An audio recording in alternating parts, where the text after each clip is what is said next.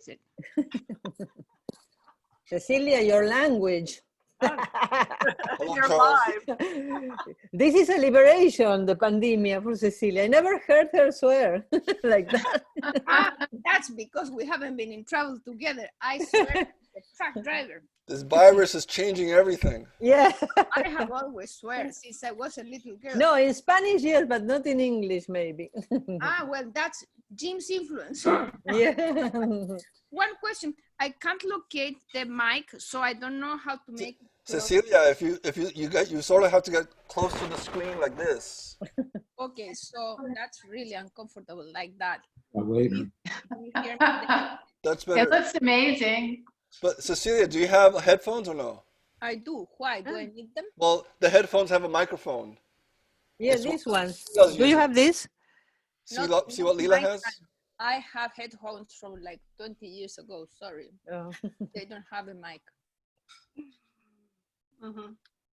Yeah. Oh. I can hear you really good. Yeah, I can hear you. I can hear perfectly well with the headphones. If you just talk close to, nice and like, yeah. Like there. If I speak like that, like I'm almost going inside the fucking Yes, come in. Yes. Okay. I'm sorry, but I love so much that word fucking.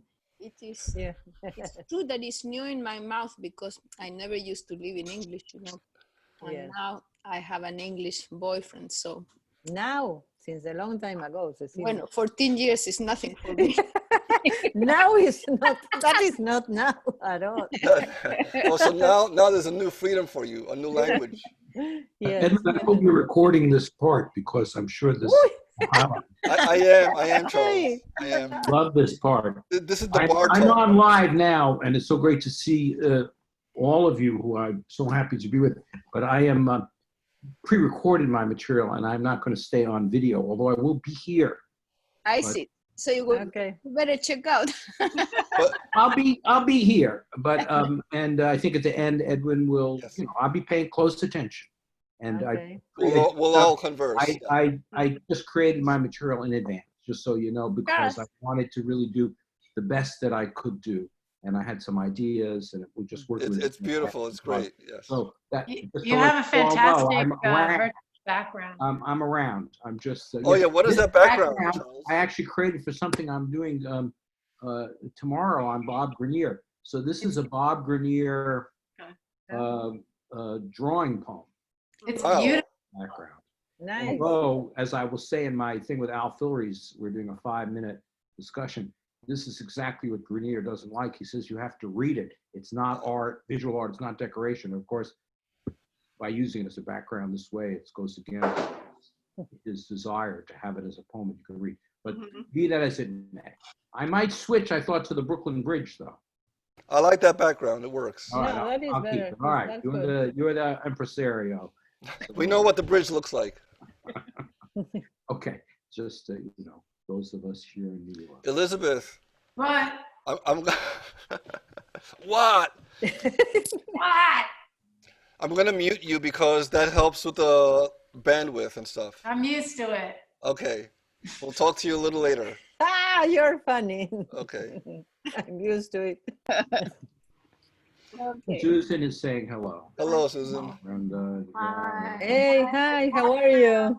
Susan, how are you? Long time no see. Yeah, we're fine. We're holding out in Brooklyn. Yeah. That's lovely. You look so nice with your cut hair. I had not seen you that way. she cut that herself, and she cut my hair too. I cut it. Right. Great. It was only a few days ago. He was in fear. I thought she was going to use the garden shears.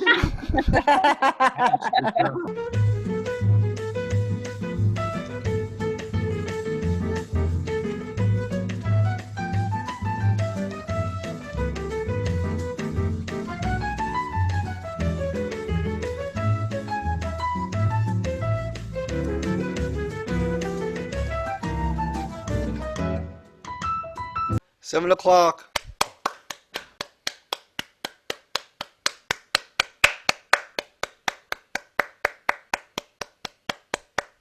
Ya me costó entendimiento, o le agradezco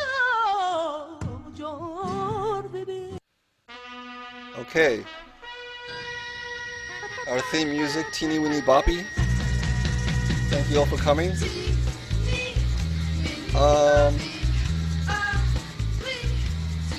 Our last show for now. Never say never. But tonight we have a great lineup.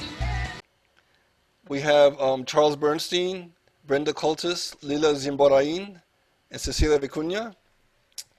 And then drawing in our continual hour, as from the first week, we have Elizabeth Castagna. What you can do is pin her video, and it becomes the main image.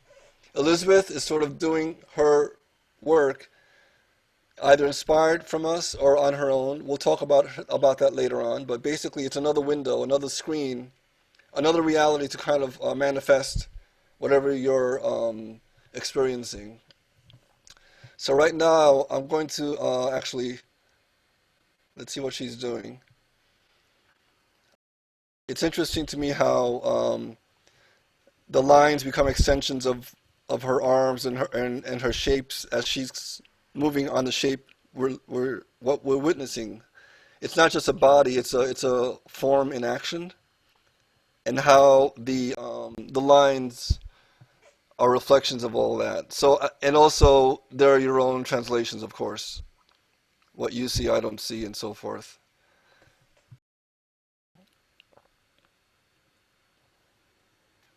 I'll start with a short piece, and then we'll begin with Charles.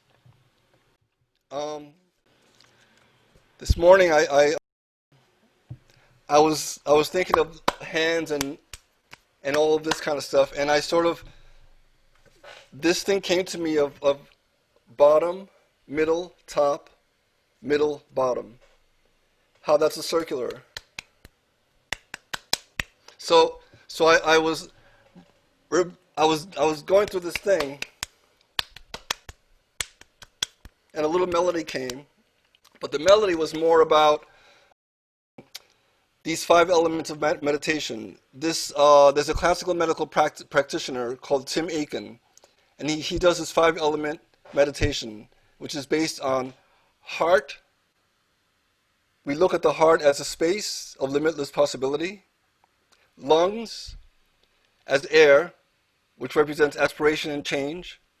Liver, which is fire, equanimity, compassion. Kidney, water, which is power, the interconnectedness of all things. And spleen, earth, skillful means, stability.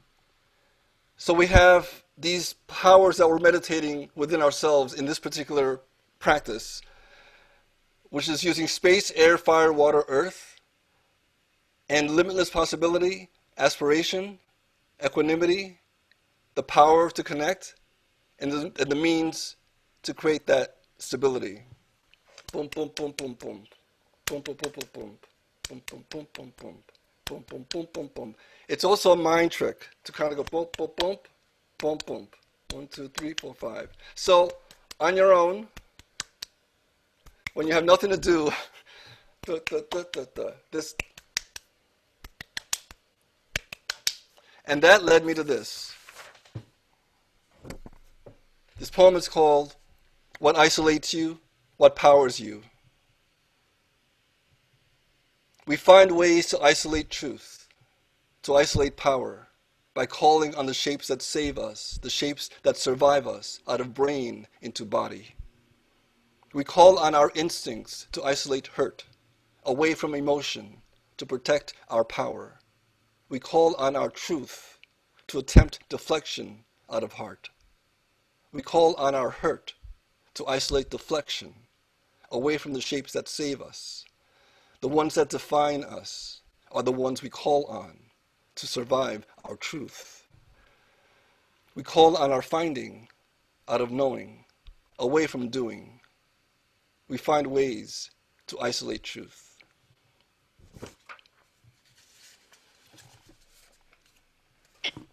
So that's a short entry.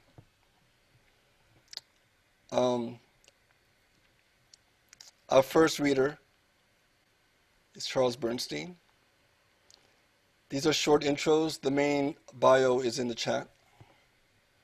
Charles Bernstein has been named the winner of Yale's 2019 Bollingen Prize for American Poetry. And there's a lot more that Charles has done. Very honored to have him here. And we start with a short video of his. Hopefully I get this working. Give me 2 seconds, please, or longer. All right, that's good.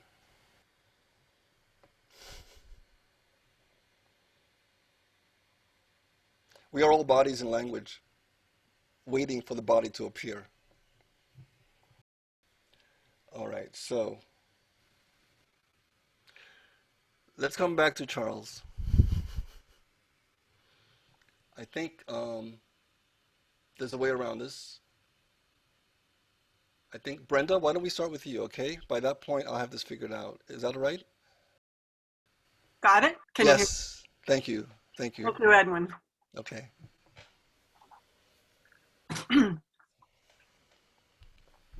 Houses. I woke up and saw that my hands had become small chairs. I sat on them and fractured the left and the right. My hands were small chairs. I painted them in rainbow colors. Imagine this. After dinner, my hands became tables. I placed several art books upon them and then a goosenecked reading lamp. My eyes became eggs and fit comfortably inside my sockets. My sockets could have been egg cartons for all that it mattered. My tables became houses, and we, my partner and I, moved in.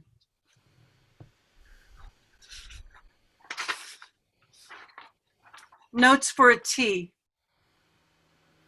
Take them a cake or fruit on a stick.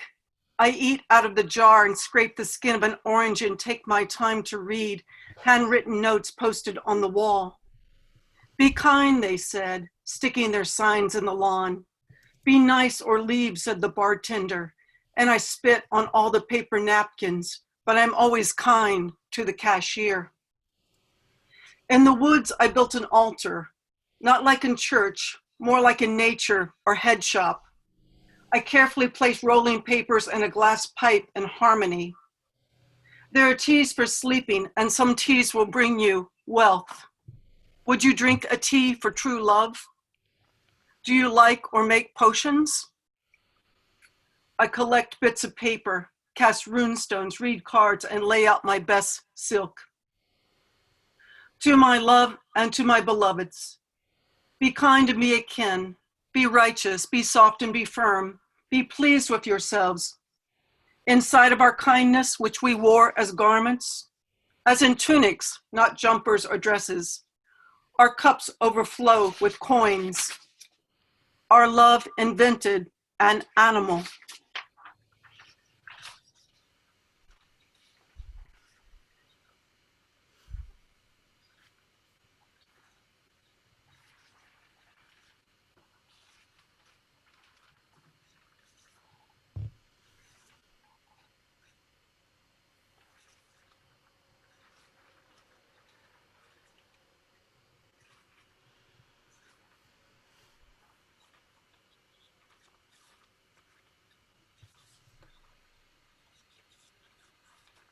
A forest of Berlin.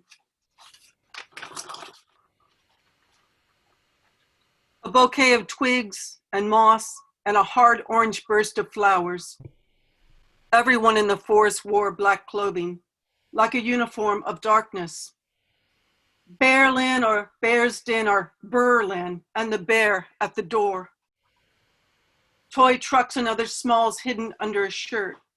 Passing window view, Reichstag replica in porcelain and full of a wintry liquor. Everyone sleeps during the day. Clothing is tight and purposeful. Each street tells a sexy love story or a grim fairy tale. In Berlin, everyone knows the little walking man, his hat shaped like a soft skillet, and everyone keeps a suitcase of tiny toiletries stashed.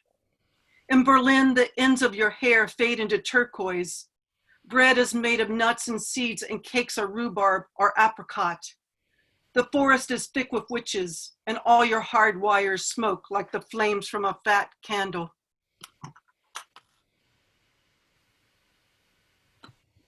I sat outside a cafe with a blanket on my lap doing heavy eating. I woke in a city of bears that smelled of dairy farts, of meat and cheese. I woke in a city where even the toys smoked. A plastic bear smoked a plastic cigarette, and a toy bird filled with red liquid dipped its beak into the water glass over and over for my amusement. That city turned my own face into something hairy and soft. And these smells followed me home from the airport.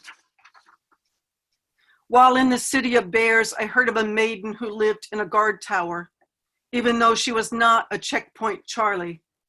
Every evening she stroked her hair with a boar bristle brush, and the guard dogs below, German shepherds, were serious, large, and wet, and their ears pointed forward. A bear wanted the tower, prime real estate. Bears are persistent and clever, and this bear had heard that a poem, the words in the right combination, could spring open the heavy, reinforced door. So the bear said, and she said, yes, like that. The door fell open like the unhinged jaw of a giant, and she fled with the German shepherds to find the human whose words were stolen by the bear. After roaming for years, she wondered if the bear had eaten the poet. Time is a long corridor of dogs and towers. In later chapters of life, she found herself locked inside a house of hair, a castle of friendly pleasures, and held captive in a dungeon of lust, hidden on a vast estate, the instruments of which were modeled on a post story, when a device meant a tool worked by hand to break the halos of medieval lambs.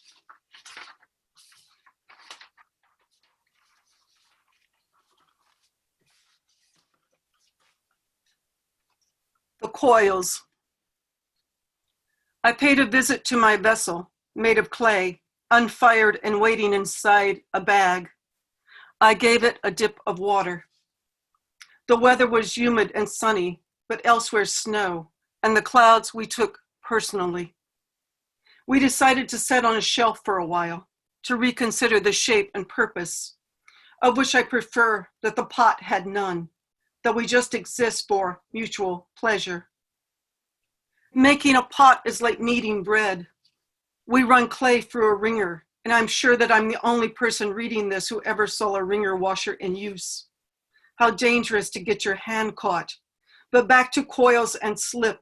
I'm really going to town now, rolling out ropes of clay and building walls and using a wooden wedge to make the coils disappear and become a charming pencil holder. I'm cooking now with my coil pot. We are talking of UFOs, of how dirty the potter's wheel is, and how we are learning to throw pots from YouTube videos. And we need more water, and we argue over what is and is not a painting. We decide to keep on loving and to wash our hands up to the elbows. I tape to the wall, ask for what you want, and dig deep, a quote from a friend, and made an altar of blackish fan shells, some with barnacles and soft spikes. Once I planned to live inside that famous knotless house, shell-shaped house in Woodstock. I could live in a bus easily. The drawback, my own stink. I'd miss that paper cup feeling and enjoy drinking tea out of plastic quart containers with the big mouth. A wrinkle is forming on my lip even though I have never been a smoker. Big Pink, this is not. Ohio Mountain House, this is not. I allow myself to feel homesick. This poem was written with the full face of bronzer and sparkles at full capacity during an abundance. Spoon clangs against porcelain, phones off, and I'm writing from inside of 2 black t-shirts, long sleeves under capped ones, olive green, cropped pants, and braless.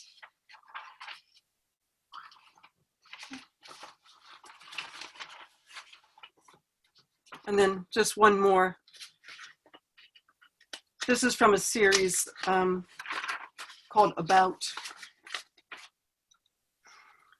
My soul lowered by a thread into a cold lake inside a flooded mine shaft, 5 stories down. It felt like a color, not a sensation of temperature. If it were a color, it was chartreuse. I called for a UFO to show itself, and it presented as a plasma screen in the sky. A sensation like inhabiting a sealed can of wet and plastered grape leaves. It felt like moonlight inside a paint can. Please keep a lid on it, lest it evaporate, lest it dissolve, like cave paintings destroyed by human breath. That day, I felt a handprint on the inside. It felt like bruised ribs. Thank you.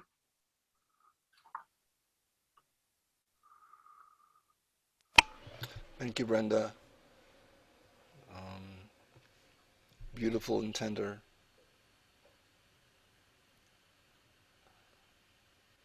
Let's look at Elizabeth for a little while.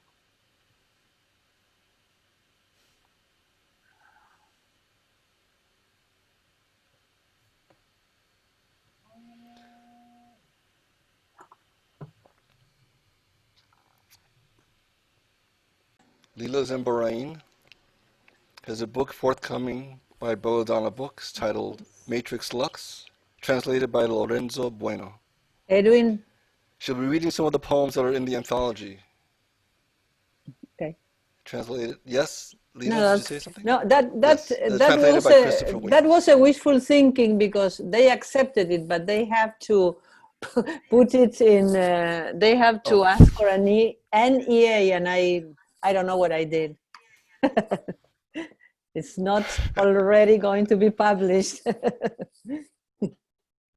I understand. Okay. So Lila has a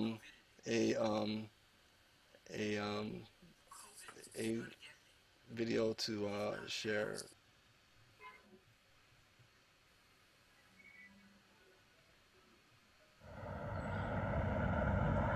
It's good.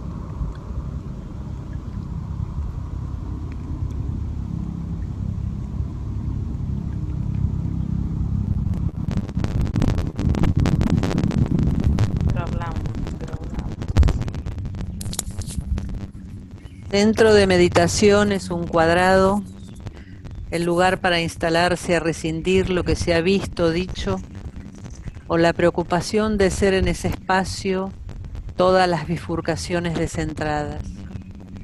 Querer o no querer las nubes flotando en el celeste, los pensamientos que van y vienen de ese ente que a sí mismo se propaga en sensaciones abstrusas o tergiversadas.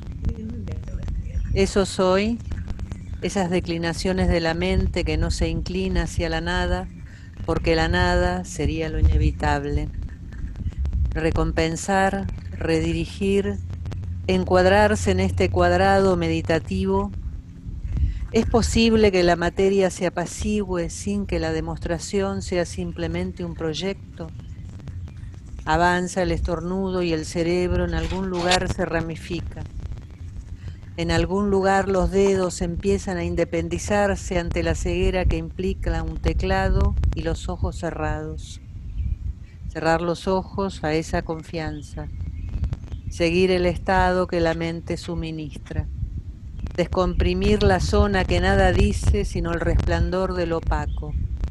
Esas luces que tienden a descomponerse más allá del bien y del mal.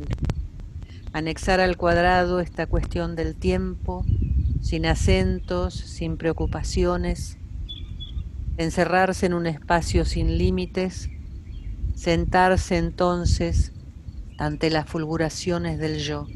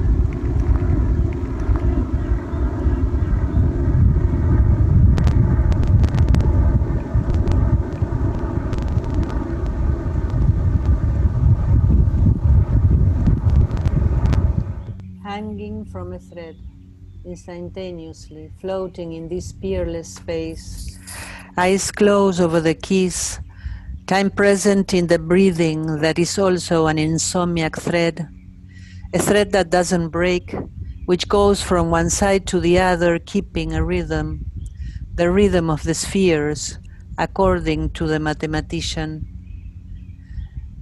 Pythagorizing breath is in a certain sense to measure it, to be in contact with it, in the action surrounding an identity diluted among so many orders and wastelands, intermittently expanding in a fleeting, confused to and fro. Oh yes, the thread. When the thread momentarily maintains its proper balance, how momentary the void, how fragile and indecipherable it is when nothingness rises and desiring to swim in it, like a motor automatically executing its movements without sound or sense, following its impulses in the water with no distance greater than the course. To dwell now in this dreamless drowsiness, to be alive here being gentle. Gentleness is a virtue I am unaware of. Soft, suave, gentle is the word. I know the hardness that wants to soften, like the brain that sometimes wrinkles its contours, so a wild energy can seize hold of the organs.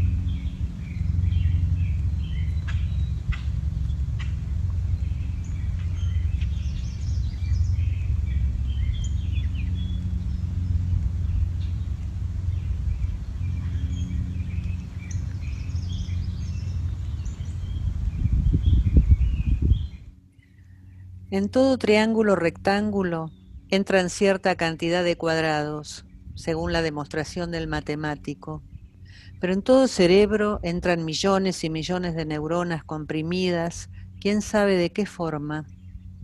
Intrínsecamente es todo lo que sabemos para razonar la mente, que puede deducir a su vez las demostraciones de un teorema.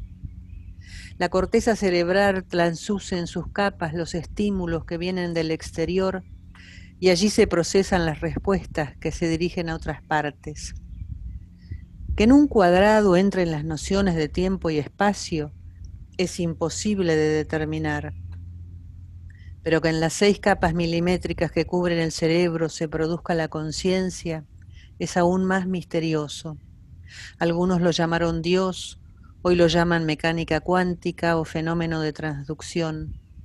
Yo lo llamo descuelgue, o así lo han llamado ellos. Es la oscilación que se produce en la corteza lo que nos separa del mono. No la corteza en sí que compartimos con los peces. ¿Será que todavía no tenemos la capacidad para nombrarla? Intuición, inconsciente, ojos abiertos, la noche de los tiempos. Vos y yo en este cuadrado inaudito, en donde resuenan, así como en los caracoles, las disonancias que nos llenan las horas.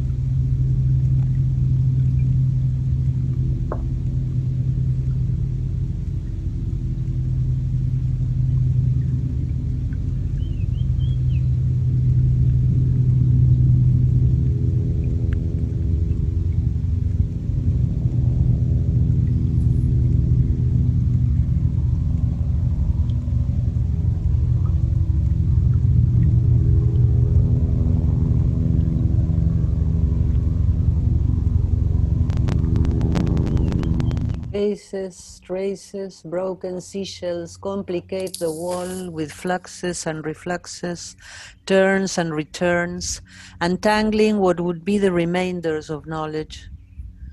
Thus the brain's seclusion, in this position that does not even admit the conflicting forms of an attachment. When shall we know? When shall we come to understand what the cortex examines in us? To stay gazing at a space of divergence, where once there was random matter, matter now void, what it was we thought compact. How then understand what underlines two bodies? For sure, let's love what survives us, because the rest is definitely a waste product. Let's coralize pain. Let it become concrete matter of a roseate color. The moon does not stain the surfaces just so that resonance would be a misunderstanding. Circumstances indicate that fate is not insignificant. Careful with the skins that tell you otherwise. Eating is not the same as being eaten, nor is it the same that teeth devour you for the same reason they adorn you. Slurping would be the answers to so much decanting of shells and mollusks. Let the salty solution in your mouth be sustenance.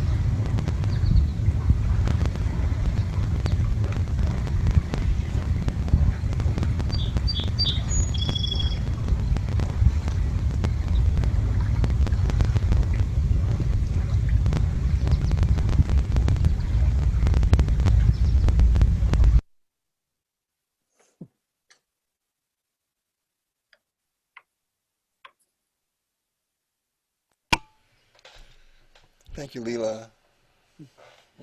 Thanks. We'll talk later. Okay. Let's look at Elizabeth a little bit while I look at Charles's videos. Look at You know, you could possibly let me do the screen share. I don't know if that's better or worse, but I have the stuff here. And let me try this one time, Charles, and if it doesn't work, I'll ask you to do it. Okay. I'm doing it a different format now. So let me just see if this will work.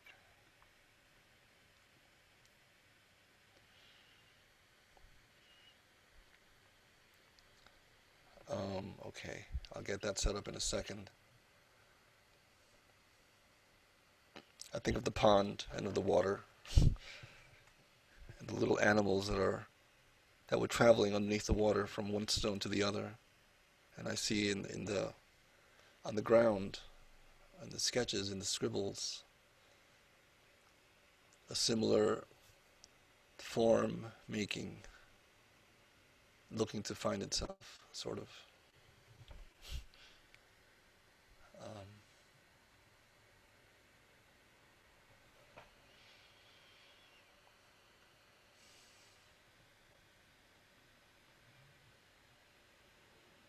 Okay.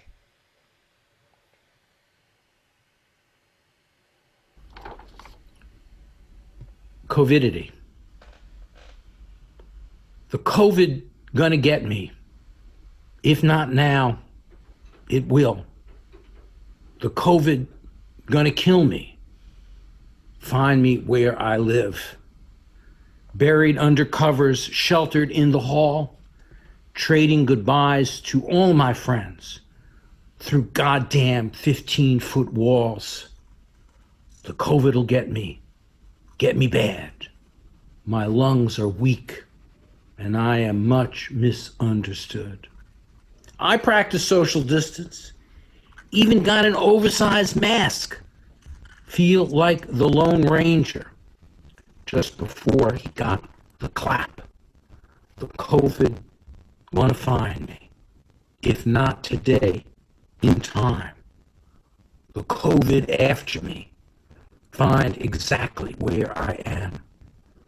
Call it social distance, I call it pain in the soul. You say I can handle it, but it's too heavy, a load. The COVID round the corner, it'll thrash me till I blue. But that's not my worry. Terrified for you. You've always been distant, but not from me. Now I feel you drifting like you're far out at sea. The COVID gonna get me. If not now, any day. The COVID got my number, knows just where I stay. You say I'll manage social distance, that I can make it work. But if I'm distant from you, I'm sunk before I swung. The COVID gonna get me. If not now, soon. The COVID has me up all night, fighting against all this gloom. Too much death surrounding. I darn near given up. Keep calling on the telephone, but you're hung up on Skype.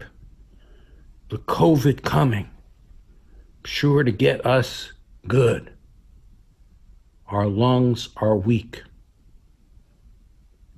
and we are much misunderstood.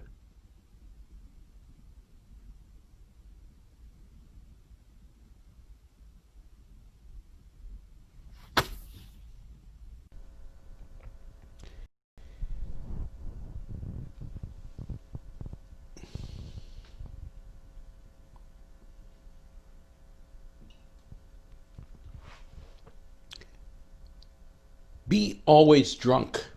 That's all. That's the only question. So not to feel the horrific heaviness of time weighing on your shoulders, crushing you to ground. You must be drunk ceaselessly. But on what? On wine? On poetry? Or on virtue in your fashion, but drunken be. And if some time on palace steps, on the green grass by an abyss, in mournful solitude in your room, if sometime you awake, drunkenness dimmed or done, ask of the wind, of the wave, of the star, of the bird, of the clock, of all that flees, of all that wails, of all that roils, of all that sings, of all that speaks. Ask what hour it is, and the wind, the wave, the bird, and the clock will answer. It is the hour to get drunk, so not to be the slavish martyr of time. Be drunken without stopping, on wine, on poetry, or on virtue, in your fashion.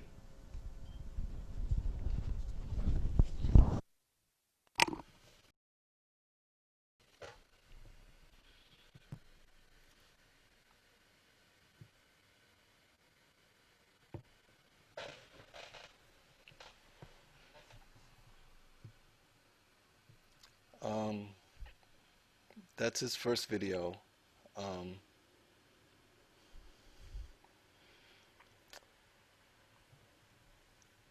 Before we go to the second one, let's see what Elizabeth is doing.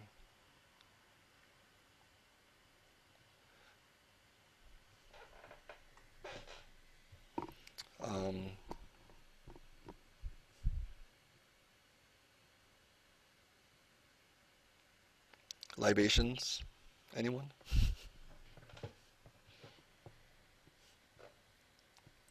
So I'm going to play Charles's second video, which I was originally going to space out, but I feel like I wanted to end with Cecilia, and Charles would be a great segue into that. But we'll talk. Okay.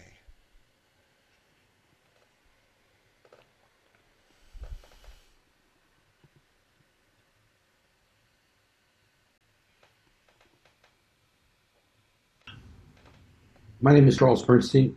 I'm in Brooklyn, New York, and I wrote this short poem a few weeks ago and sending it to all of you at Marion, thinking of you and thinking of all of us. The poem is called Shelter in Place. It's no-go from the get-go, strumming a Morden medley from the old days when we danced with abandon. Now we are abandoned. God's silence deafens us to each other, and the fiddlers diddle a familiar tune, familiar and deadly. Wake up, say those still small voices. The anthro obscene is playing just north of here. And this is just a taste of what's to come.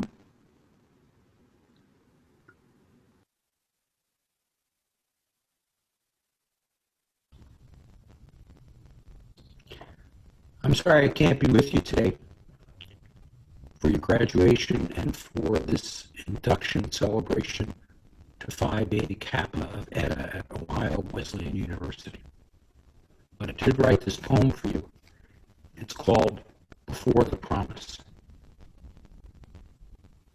I drew a blank on a torn door, drew another, then no more. Got stung, peddled frowns, knew things was bust, no way out of town. Sometimes it done it its way, then again, harder to say. What's looking up decides to knock you down before the promise of tomorrow. Tomorrow came. Morning on this pole, midnight at the other, slipping, slapping, sliding on a cockamamie roll. Yesterday's dreams dissolve into today's goodbyes. I set out on a camel's hump, came back with just the eyes. Before the promise of tomorrow came, tomorrow came. A farther distance that we go within each moment spent than ever sent by heaven or scaled by human ken. Before the promise of tomorrow, tomorrow came. We twist, we turn, undo ourselves in triple throes. My goodness, how the time has passed. Let's get our stuff and beat a path to what we never knew, nor will, nor who, nor say. Before the promise of tomorrow came, tomorrow came.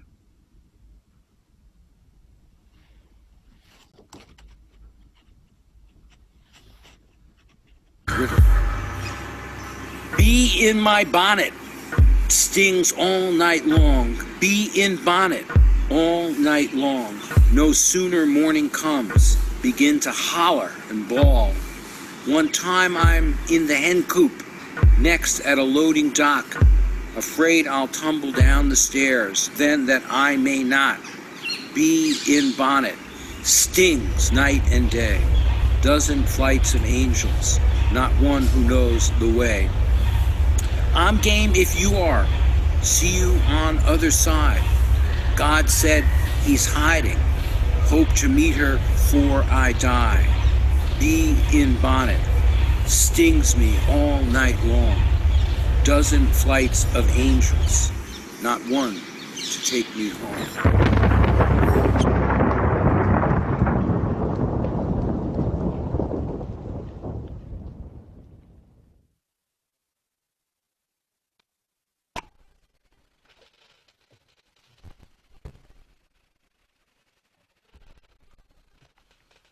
Thank you, Charles.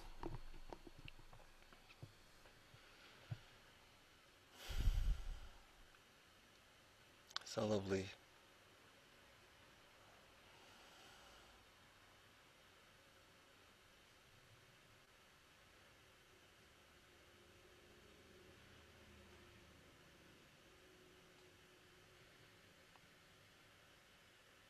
You imagine the thicknesses of line and the emptinesses and how they relate to each other as we're hearing the poems. And now she's still.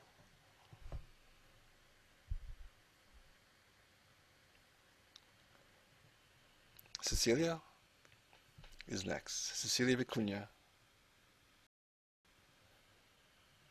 wrote me a bio, which is in the chat, but she said, Edwin, you can just say I am an undefined person, very old poet, artist from far away and long ago, from a different time space called here and now. Cecilia Vicuña.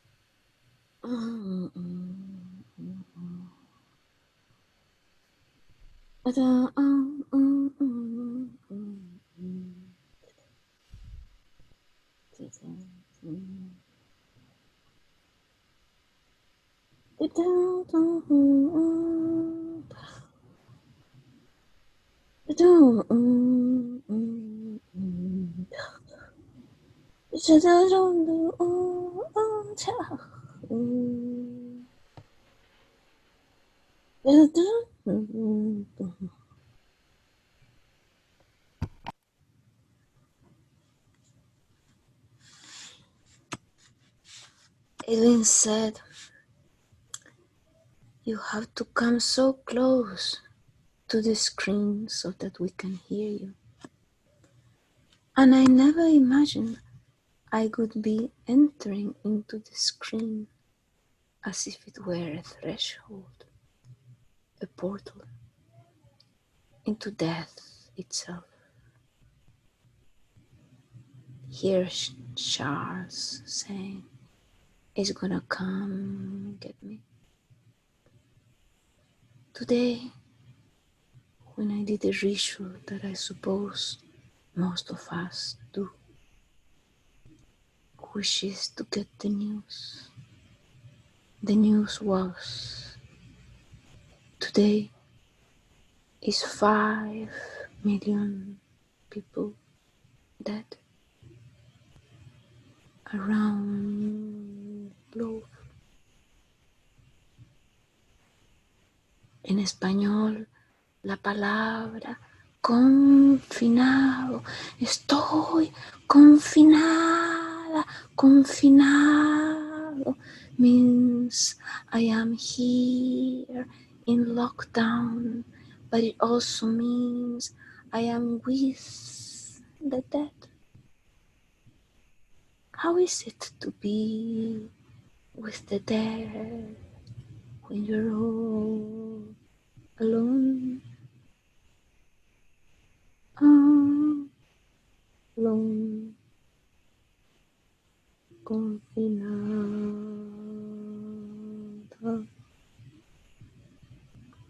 Perhaps we're just waiting coger la barca, la muerte en poder, la muerte que nada, que flota y viene.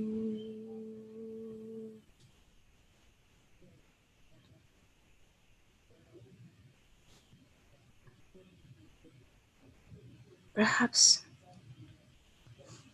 I should show you the first poem I did for the beat. I have done a number of poems about it, but I didn't have the energy to look for them. Instead, I wanted to show you this. When we learned, we had to create gloves, wear gloves, and that we would have to wear masks, become a mask. I created this glove.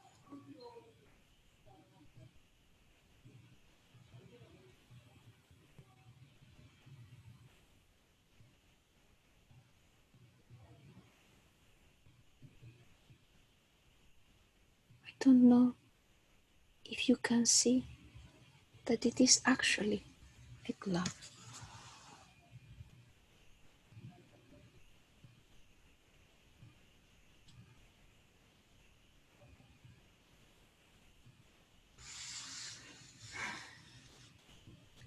But it is an impossible glove for an impossible situation. Impossible. If you open it up, it becomes impulse of the possible. Impulse. The pulse of the possible.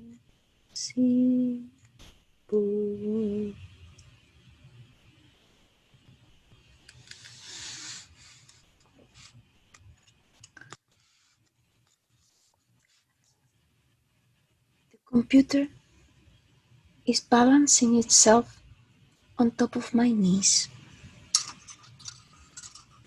because I couldn't find the position where I could be close enough to use the screen as if I were a fly going inside the screen. That was the instruction. Una mosca muerta, una mosca culiada, una mosca huevón, una mosca estúpida. We have a toy, a sort of toy, but it's not a toy. It's your own body that becomes the toy. And it is a game where you become the dead fly. I just don't know. I still practice it. At my old age, I look like a very funny mosca muerta. I drop dead and I stick up my legs and I make these kind of games with my legs as the flies do when they're about to die. So you are dead, but you're dancing at the same time. That's how the mosca fools death. I was reading the words that Edwin wrote to invite us to come to this evening. And he says he wants for us to speak of our bodies in language as the title of his wondrous book. That we should look into creativity, into the potential truth, the knowing body. And he used these lines by Mary Oliver to entice us to go into that depth of what is not us. Something more than us, that is about us, said Mary Oliver. It is like a prophecy of what's happening to us collectively, to all of us. I mean our species, as we may be nearing our own extinction, as it may very well be.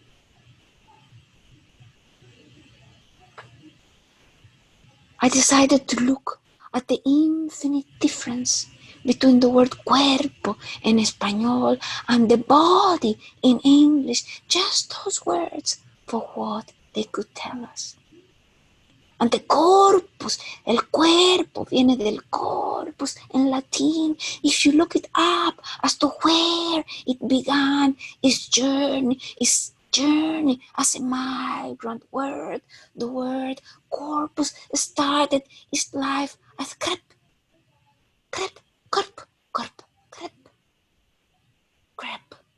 That really means a substance, which later became a corporation, a body of persons, taking the place of the person, becoming a law whereby they are persons, not us anymore. We're passé. We don't need to be a person anymore.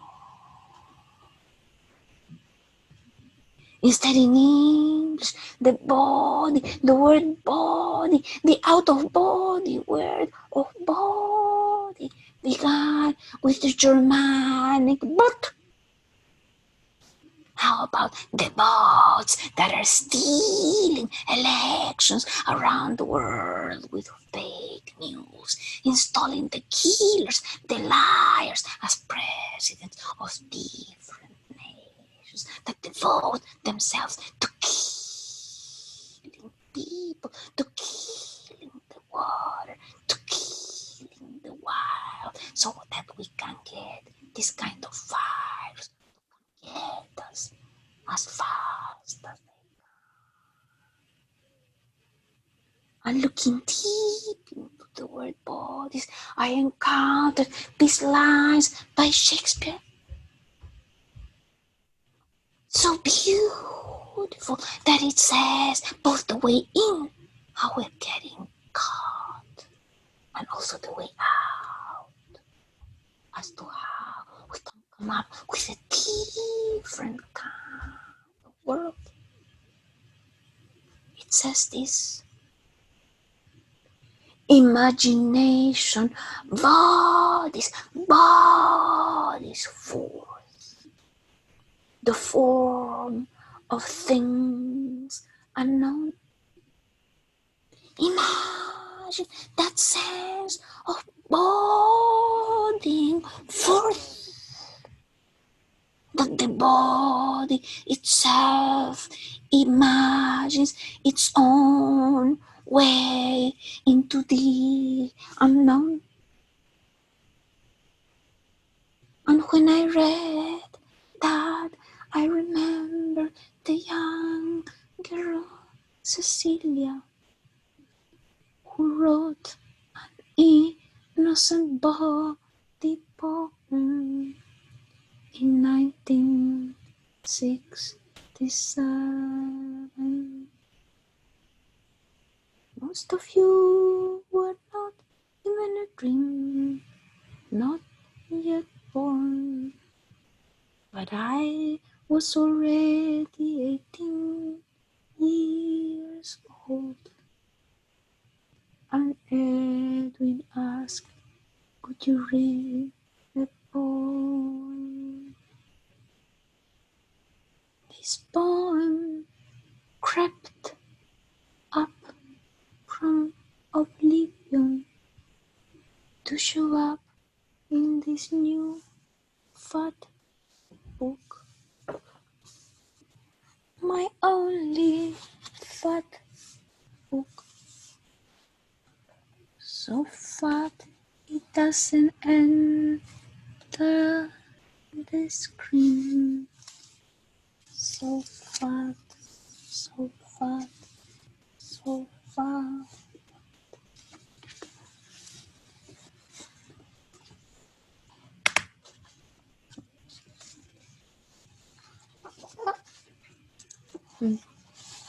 almost plastic.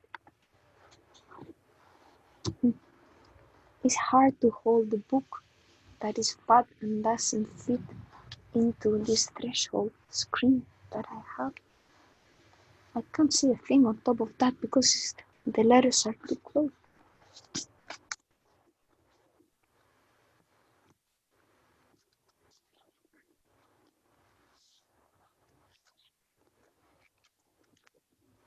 But this is the line.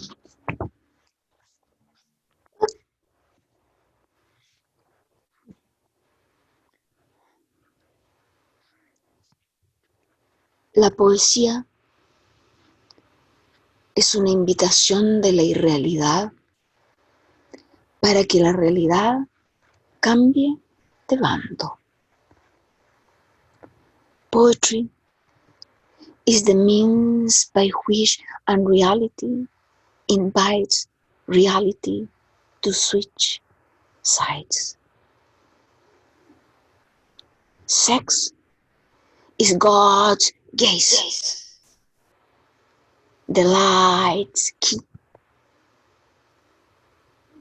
Who knows of light? The great luminous coitus. Suffering and happiness are indistinguishable to the soul who laughs at it all.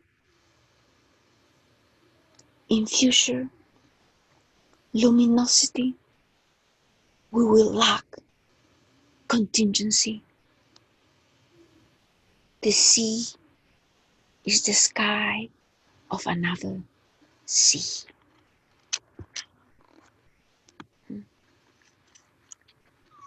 Did you see how the shade of the shadow of the hand in the mouth is like a mask too? Like being masked by your own hand, masked by our own doing. Is it already 10 minutes, Edwin?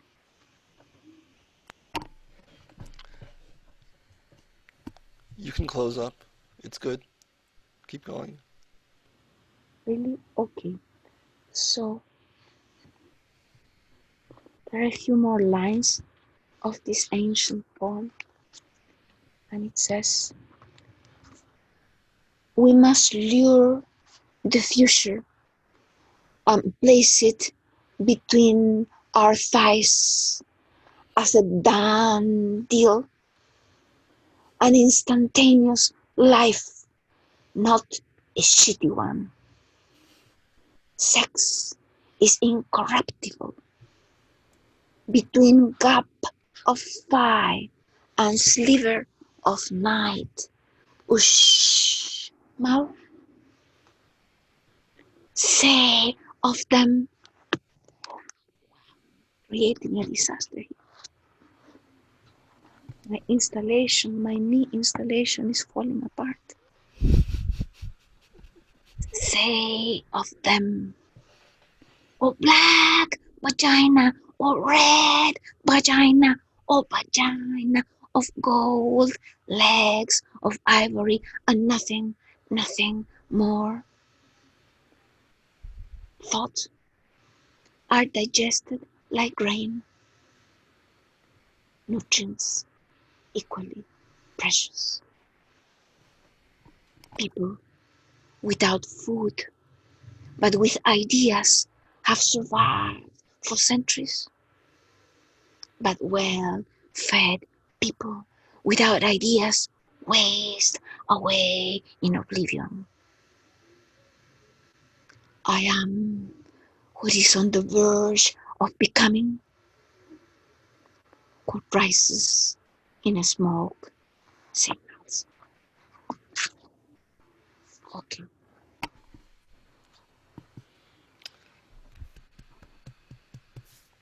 Thank you, Cecilia. Thank you, Edwin, for bringing us together. Yes, the Mosca on the screen We're all there. Wow, where to start? There's so much tenderness and search and feeling and seeing where we go in life, but in tonight's poetry. And I'm not sure where to start with that.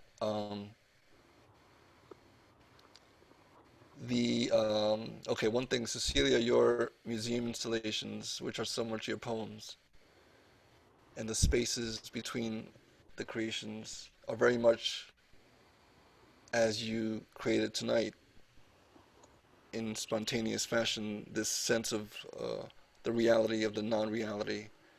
Um, you talked, I saw something that you talked about a week ago or so about how listening is leaving us, um, the species, and how this stop, this pause now is sort of forcing us to reconnect with that sense of listening. Can you talk about that a little bit? Yes, thank you, Edwin.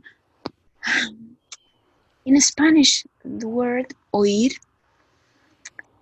is related to this. You see, this is the O. Not just the O of the letter O. It is the first letter of oír, to listen. It is an opening, and it is a word that becomes in English O, A-W-E. I think when we lose our ability to listen to each other, to listen to our soul, to our deep desires, to listen to what the earth wants. The earth wants to be, every single creature wants to be.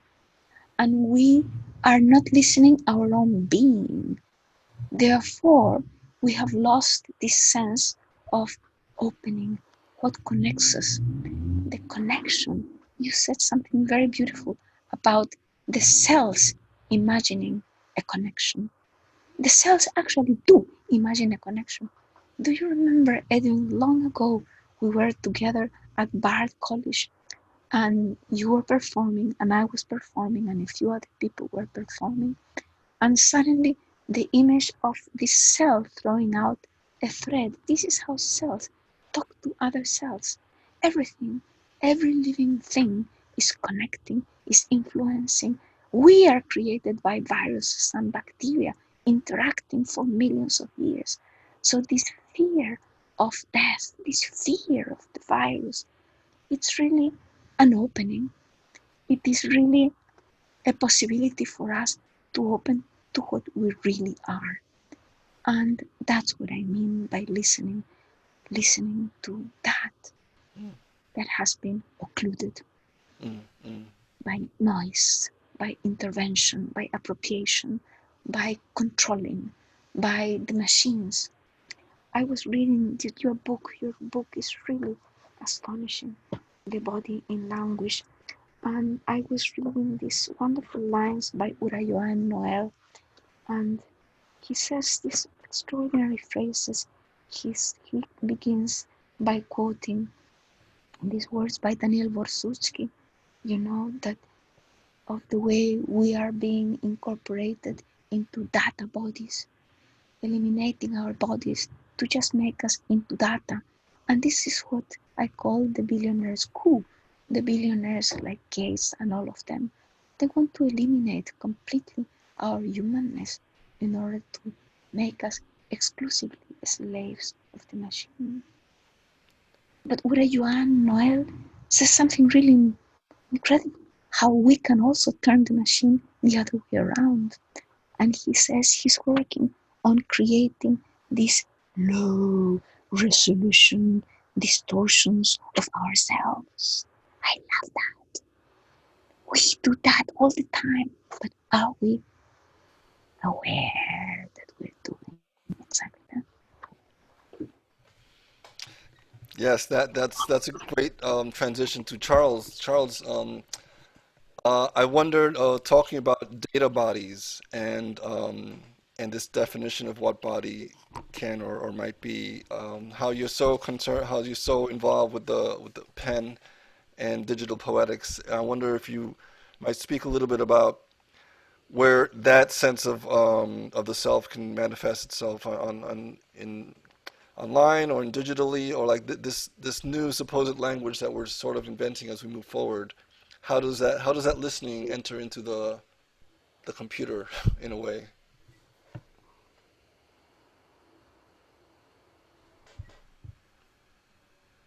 We're not seeing Charles. Charles, you have to unmute yourself. Mute myself. There you go. I really dislike this kind of view.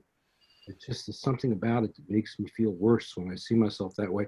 This one I like better. You can't see me that. I took that picture at the Brooklyn Bridge. And, you want to remain enigmatic? One of Susan's paintings, but this one is a Bob Grenier drawing, kind of blown up large, kind of interesting in that way. You know, I don't know if I thought maybe that it was kind of nice that my videos were out of sync. Although it was hard to hear. Also, the sound recording was extremely good on the ones I made, and I will post later. But it was kind of interesting that they were out of sync. I like the disconnection of that. And of course, for me, one's always, this isn't bad. We're always trying to create something that doesn't give some false sense of the simulated presence in doing anything like that. Are you looking for your simulated presence right now? Is that why you're moving around? Baudelaire Be Drunken, which, by the way, Suzanne mentioned that's from my collection, recalculating it from some years ago, that Baudelaire, and I was sitting sort of here in the porch. I love those programs that was done, I guess, Edwin R. Murrow, where he would interview people in their homes. We're all getting to see people in their homes. Oh, yeah. Those were always, you are there, person to person. Right. You are there. But they would always kind of walk around the house. You know, in the whole Zoom thing, we don't actually get the television cameras coming in with the lights and walking around the house. So I thought I would do that, walking around my house. And but actually, the thing is, and this is what I want to end with, I'm really not here. I've never been here. If you want to see where I am, you've got to, it's not there, right there. You've got to read between the lines. Well, there's a lot of lines you're giving us, so what do we read in between? You know, it's the constellation. The constellation. The constellation. The constantly nation? Constellation. Yeah. I'm sorry. It's I'm out of sync now, even when I'm talking. That is what's so strange. When I talk, there's like 5 or 6 second delay. I think you're embodying your answer. Is that what you're like you're or disembodying? I wonder what the body is sometimes. But join the club with this great group of people who I know for probably 30 to 40 years. The group that we're reading with today, and I kind of like that. The first thing I ever did like this, I did this until I collapsed. Going in a circle like this, this kind of was interesting. And then how long did that take? Leto.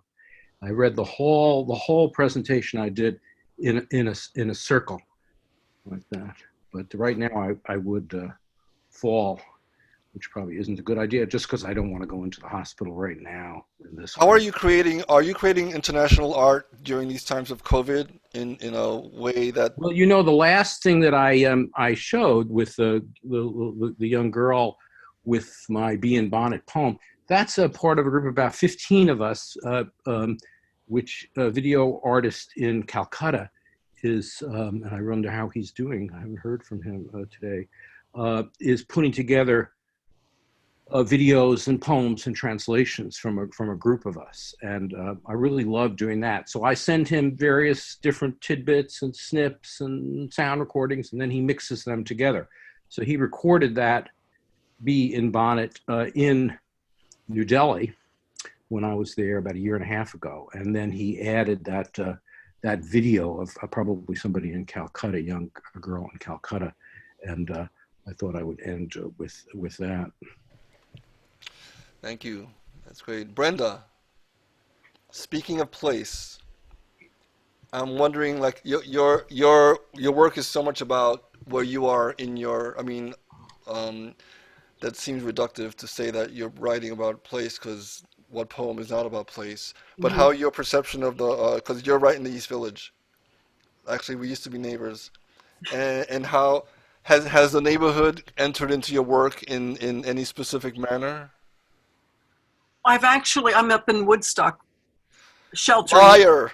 Yeah, so I've been up in the mountains. And before that, I was doing some residencies, so. Okay. But I find that overcome with the natural beauty of where I am.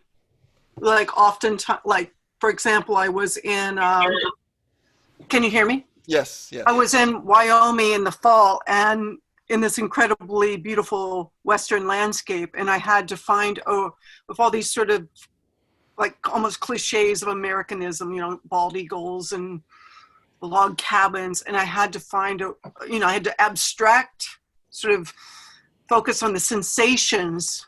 The last piece I read was from that series of just focusing on the sensations the landscape was creating in me as a way to sort of bust through, you know, the sort of stereotypes of that kind of Western beauty. There's so much and I was overwhelmed with it. There's so much American landscape in so much of your work, even the work that I would consider about an urban landscape, like, you know, New York City, and your work about Abraham Lincoln, even, you know, that has like this other. Talk a little bit about that, because people may not know. Oh, that's from the Abolitionist Journal. It's from a Coffee House Press book, and it was an investigation into borders. I grew up on the Ohio River Valley, on the Indiana side, the free side, and then across the river was the Confederacy. So it's an examination of Lincoln, who spent his boyhood in the county that I'm from. And then also Josiah Henson, who was a model for Uncle Tom's Cabin, it turned out had lived on almost directly across the river. And that's where he escaped from slavery into the North, by crossing the Ohio. You've always placed history in your work in really interesting parallels and ways to help us understand who we are. Where did that come from? Just growing in the Midwest? Or? Well, thinking, you know, what are you gazing at? What do you know? What do you feel in your body? What stories are there that you should dig into? You know, what kind of question? I think really it's a matter of finding the questions to send you there. I mean, my idea came from reading a Naropa catalog about the theme of the summer was borders, and that's what made me start thinking about the fact that I'd grown up on this very radical border between two different countries. Thank you, Brenda. Lila, the pieces that you read are from the anthology. So how do you work with translation? How does that feel in your poetic self?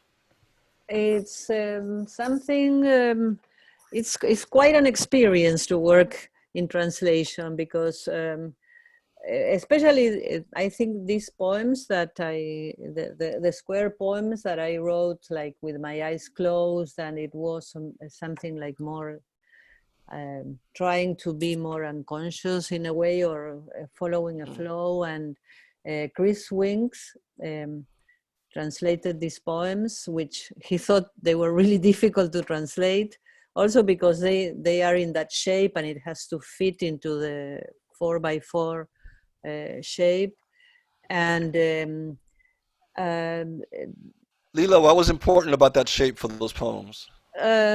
It was important that I place that in my computer, like I put in the top, like you know, like the 4 inches or whatever it is, I don't know what it is.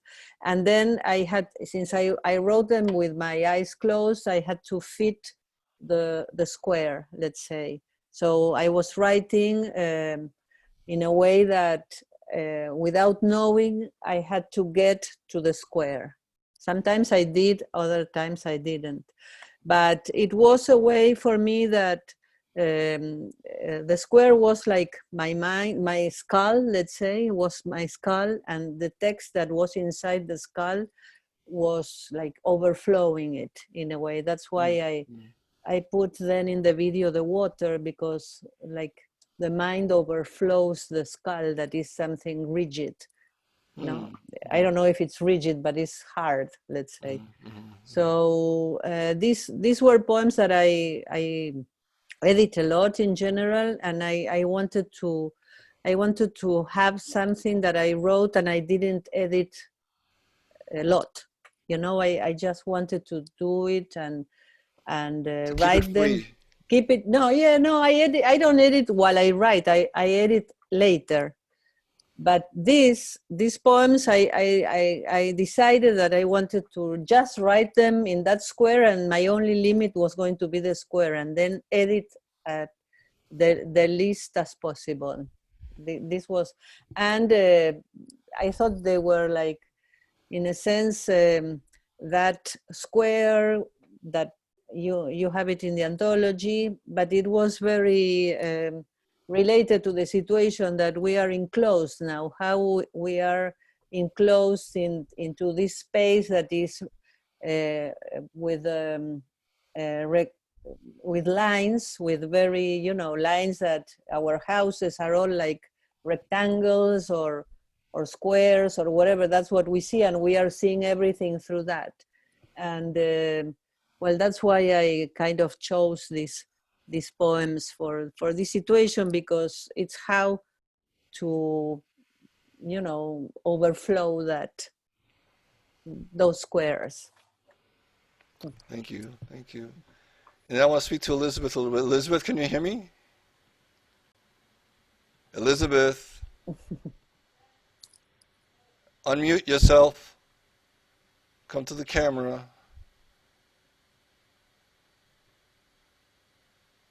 Hello? Yes? Yes. Hello, can you hear me? Yes. Okay. Have you heard what we've been talking about? Yes. Okay.